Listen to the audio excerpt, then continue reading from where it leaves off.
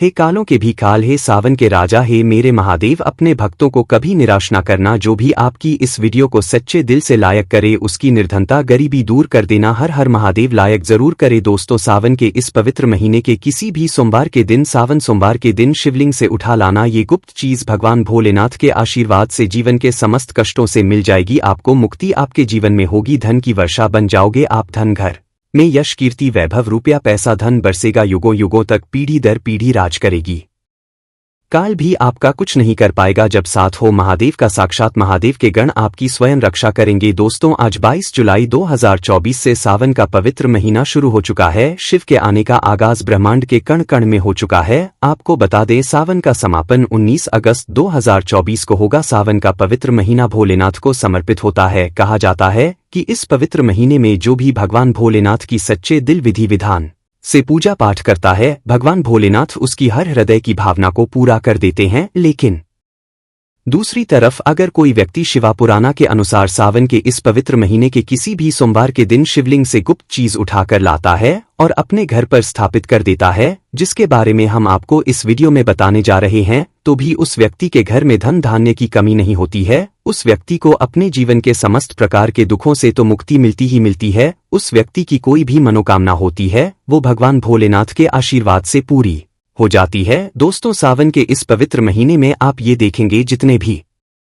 शिवा भक्त होते हैं वो भगवान भोलेनाथ की भक्ति में लीन हो जाते हैं। जितने भी शिव भक्त होते हैं वो भगवान भोलेनाथ का विभिन्न विभिन्न प्रकार से पूजा पाठ करते हैं। भगवान भोलेनाथ के सामने उपाय करते हैं, जल अर्पण करते हैं, शिवाजी को मीठा भोग लगाते हैं, मीठी मीठी बर्फी का भोग लगाते हैं, खोए मावा का भोग लगाते हैं तथा कावड़ यात्रा आरंभ करते हैं ताकि भोले बाबा का उनको आशीर्वाद मिल सके। और सावन के इस पवित्र महीने के प्रत्येक सोमवार का अपना अपना विशेष और खास महत्व होता है। सावन सोमवार प्रकृति का वह मिलन है। जब जब सावन सोमवार का व्रत आता है तब तब पेड़ पौध हरियाली तेजी से बढ़ती है, क्योंकि उस दिन साक्षात शिवागन धरती पर पधारते हैं। अब जाहिर सी बात है जब भगवान शिवा धरती पर पधारेंगे तो धरती में हरियाली तो आएगी ही, वर्षा आदि तो होती ही है। कहा जाता है सावन के प्रत्येक सोमवार के दिन अगर कोई भी व्यक्ति भगवान भोलेनाथ के लिए व्रत रख ले तो भगवान भोलेनाथ की कृपा उस पर ऐसी बन जाती है जिसके बाद उस व्यक्ति के जीवन में उसका काल भी कुछ नहीं बिगाड़ पाता है।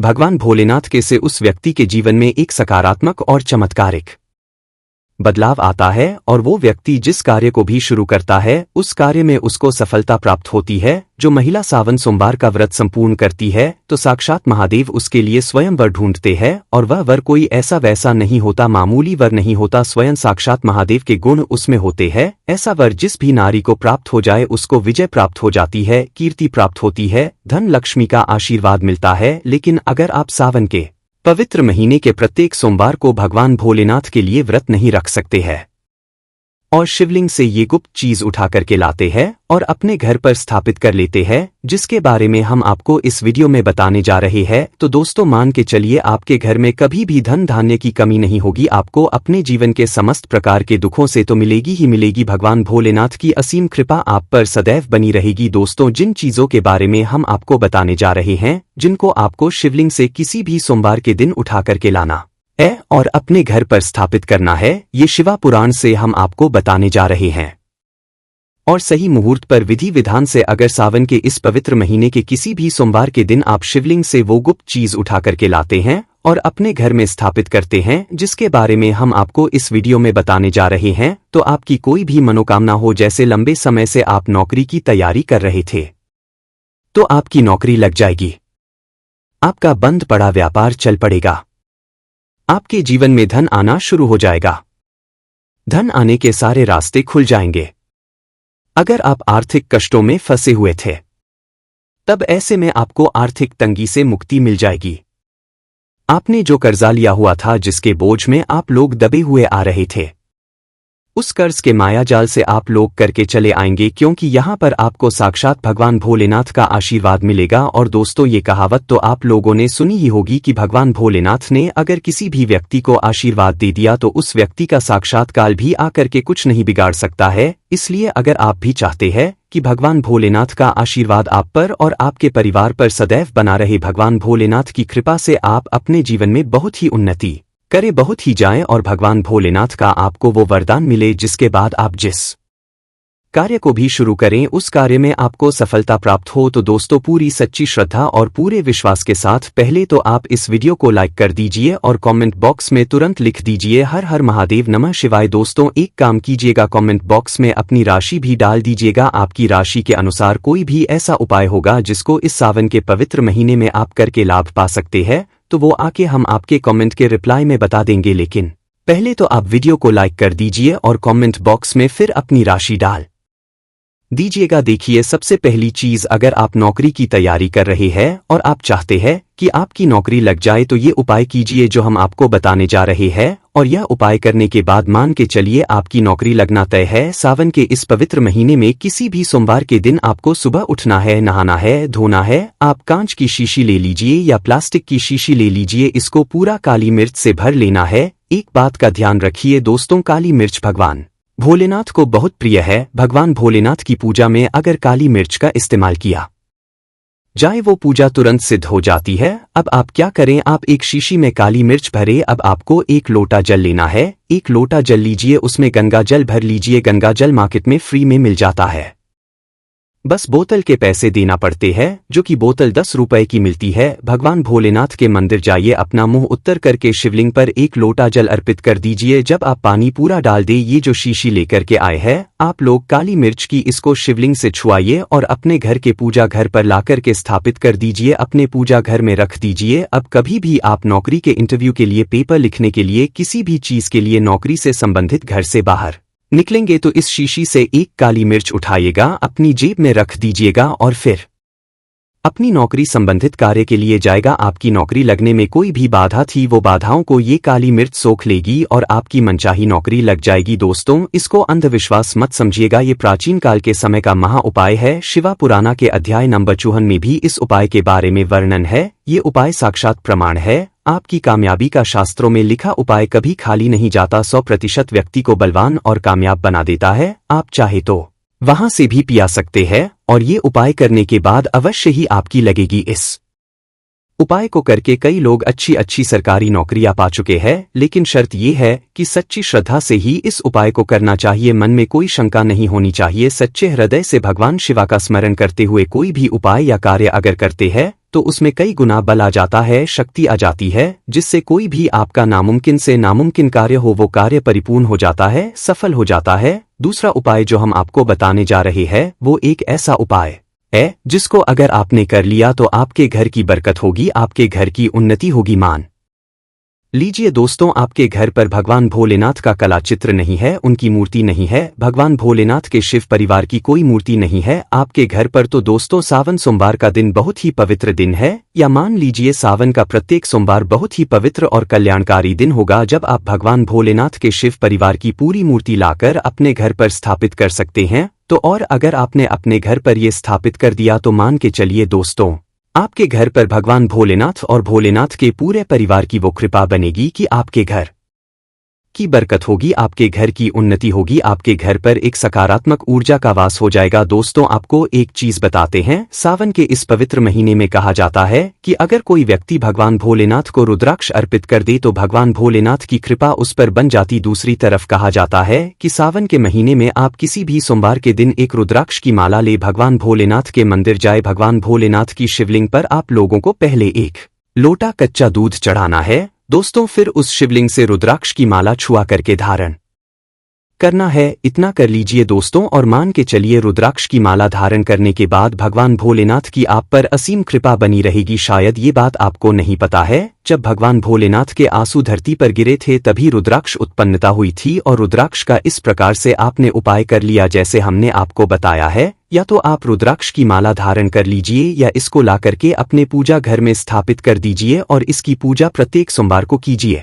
इतना करने भर से आपके जीवन में ही नहीं, आपके पूरे परिवार के जीवन में एक सकारात्मक बदलाव आएगा। भगवान भोलेनाथ के आशीर्वाद से आप लोग अपने जीवन में बहुत ही आगे जाएंगे, बहुत ही विकास करेंगे। अब मान लीजिए दोस्तों, आपके पास पैसा नहीं है, आप आर्थिक तंगी में फंसे हुए हैं, आपने कोई ऐसा कर्जा लिया हुआ था जिसके बोझ में आप लोग दबे हुए चले जा रहे हैं। तब आपको क्या करना चाहिए? आपको बस सावन के पवित्र महीने के किसी भी सोमवार के दिन एक डमरू खरीदना है। डमरू खरीद लाएगा। डमरू खरीदने के बाद भगवान भोलेनाथ के मंदिर जाइए, शिवलिंग से डमरू छुआ दीजिए। और इस डमरू को लाइए, अपने घर के पूजा घर पर स्थापित कर दीजिए। दोस्तों सिर्फ इतना आपको करना है और इसी डमरू को सोमवार को थोड़ी सी धूप दिखा दीजिए। इतना अगर आपने कर लिया तो जिस कर्ज के बोझ में आप लोग दबे हुए चले आ रहे थे उस कर्ज के बोझ से आपको मुक्ति मिल जाएगी। आपके जीवन में धन चारों दिशाओं से खिंचा हुआ चला आएगा। आपके जीवन में आर्थिक तंगी जो है वो आर्थिक तंगी खत्म हो जाएगी और आपके जीवन में जो पैसा आएगा वो रुकेगा भी, टिकेगा भी और उसमें वृद्धि भी होगी। इसी प्रकार से दोस्तों मान लीजिए आपके बहुत ही शत्रु है जो आपको नुकसान पहुंचाना चाहते हैं, जो चाहते कि आप अपने जीवन में कभी भी आगे ना पाए। कुछ ऐसे आपके शत्रु है जो आपको घर पे नुकसान पहुंचाना चाहते हैं। तो आपको क्या करना चाहिए, इस पवित्र महीने के किसी भी सोमवार के दिन आप लोगों को मार्केट से एक पीतल का त्रिशूल खरीदना है। त्रिशूल खरीद करके भगवान भोलेनाथ के मंदिर जाए। भगवान भोलेनाथ के मंदिर जाने के बाद जो भी भगवान शिव की प्रतिमा रखी हो, भगवान शिव की प्रतिमा से दाएं चरण से इस त्रिशूल से छुआए और इस त्रिशूल को छुआ करके अपने घर पर पूजा घर स्थापित कर दीजिए। दोस्तों आपके लाखों शत्रु आपके खिलाफ खड़े हो वो आपका एक बाल भी बाकाया आपका बाल भी नहीं तोड़ पाएंगे, क्योंकि हम आपको वीडियो के शुरुआत में ही बता चुके हैं यदि भगवान भोलेनाथ ने किसी को एक बार आशीर्वाद दे दिया तो उसका साक्षात्कार भी आकर के कुछ नहीं बिगाड़ सकता है। इसी तरीके से दोस्तों मान लीजिए आपके पीछे आपका दुर्भाग्य पड़ा रहता है, आप इस चीज को लेकर के बहुत ही परेशान रहते हैं, उखड़े उखड़े से रहते हैं। आप चाहते हैं कि आपका दुर्भाग्य हमेशा के लिए आपसे दूर चला जाए तो सावन के पवित्र महीने के किसी भी सोमवार के दिन आप लोग 2 खरीद करके लाइए और अपने घर के पूजा घर पर किसी भी ग्रंथ में दबा करके रख दीजिए। कहा जाता है कि सावन के इस पवित्र महीने में मोर पंख ला करके घर में रखा जाए तो इससे आपका भाग्य उदय हो जाता है, आपका दुर्भाग्य हमेशा के लिए आपको छोड़ करके चला जाता है और अपने जीवन में आप बहुत ही आगे चले जाते हैं, बहुत ही सफल हो जाते हैं। दोस्तों जो काल सर्प दोष होता है वो भी समाप्त हो जाता है। काल सर्प दोष जब व्यक्ति पर लग जाता है तो व्यक्ति का बुरा हाल हो जाता, नवग्रह खराब हो जाते हैं, शनि दोष लग जाता है, कर्ज दोष भी जाता है। इसलिए मोर पंख अपने किसी भी ग्रंथ में दबा करके अवश्य रखें।